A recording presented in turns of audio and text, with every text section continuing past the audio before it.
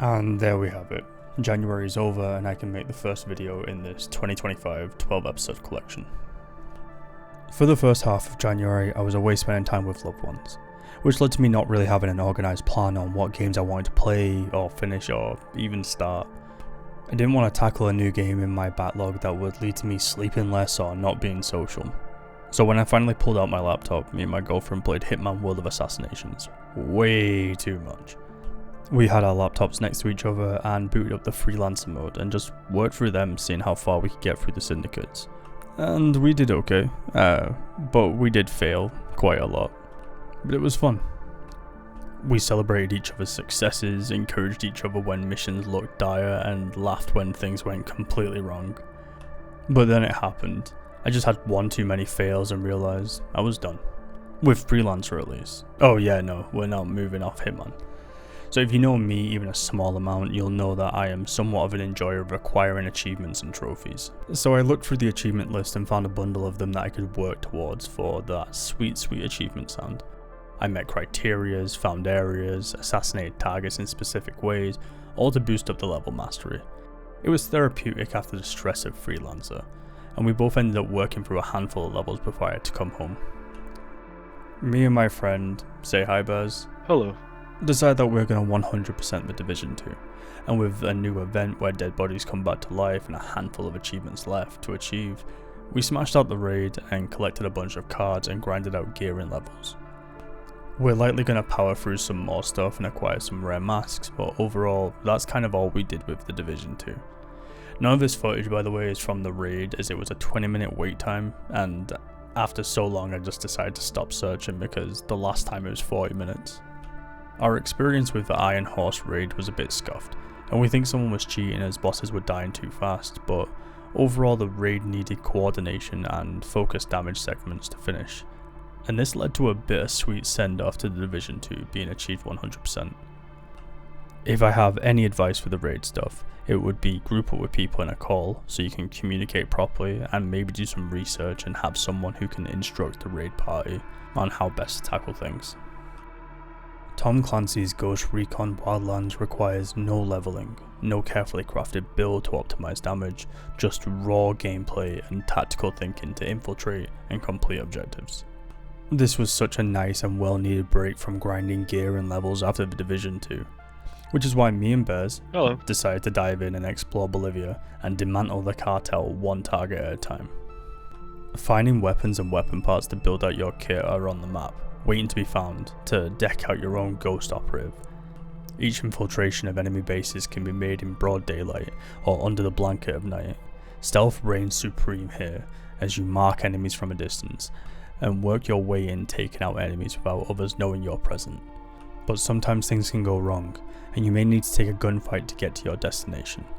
These gunfights hit hard and are never the best way to tackle a mission, but they can be managed with teamwork with your AI companions or others as you aid each other over comms. Wildlands is great as you can fully immerse yourself in the Ghost Recon experience as the Nomad and remain undetected for most of the playthrough. Or you can dive out a helicopter, parachute into the base and go full John Wick on everyone. It's a blast to just explore this massive map, tackle the cartel and enjoy being goofy and taking it super serious. Play your way. This game is free, and it has no right being this good. I've played Payday 2 with a friend years ago for maybe an hour, and I personally didn't give it a fair try because it wasn't the kind of shooter I was wanting to play. But One Armed Robber is worth money and it's free? The whole premise of this game is you're robbing stores, banks, mansions and museums for valuables before escaping. With your payout you purchase gear and upgrade your skills and equipment before diving into the next heist.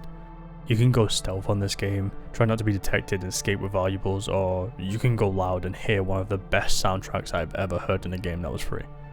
I've made jokes about this game saying I'd pay for the soundtrack alone with how hard it goes.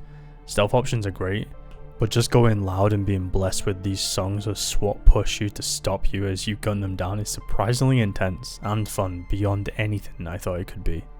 I think the best feature of this game is shaking around the screwdriver at a locked door to pick it, something that has only worked for me like once or twice. The game actually plays really well mechanically, and even playing with people hosting in America didn't give me lag issues. The only jank thing I could find in this game was sometimes loot would be thrown out of the truck, kind of like it glitches through the floor. But for a free-to-play Payday clone, it nailed everything that it needed to, and was well worth the hours I dumped into it. So, me and... he must be making lasagna. Decided we just hadn't had enough of Tom Clancy games. So we also got Breakpoint, and this gave us such a different feeling from Wildlands and The Division. All of the immersive elements that were present with Wildlands had been dialed up to 11, and the world feels more grounded and personal. I prefer this.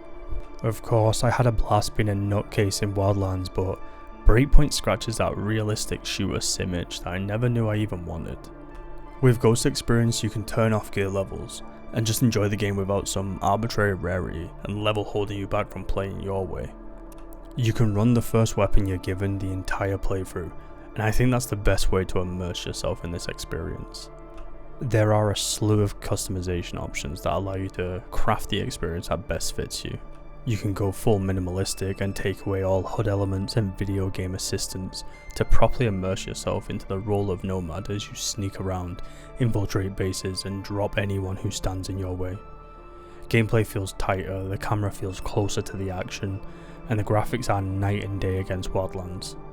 Similar to Wildlands, you can take on this game with AI companions or friends, with easy to join features. I feel like they took what worked in Wildlands and refined it to make a more immersive experience, with their focus being to make you feel like an operative who is outmanned and outgunned, and the only way you can level the playing field is your tactical thinking and element of surprise. This is the Ghost Recon experience that I've always wanted, and it's a shame that I only got around to playing it now. I played Counter-Strike 2, which I felt was a horrible choice 9 out of 10 times, but it's something quick and easy to throw on. I have a love-hate relationship with this game, but I met my multiplayer quota at least. I think I'm done with CS though for a while. I need to find something else to play to get that multiplayer fix. And that's it. That was my January. Might not have been varied, but these are the games I got myself into. But I feel like February will be different. Thank you for listening. As per usual, I'm just speaking nonsense, but it's something I've been enjoying. On to February. Let's make a dent in my backlog. Anyway, I hope you have a lovely day and or evening, and I'll catch you next time.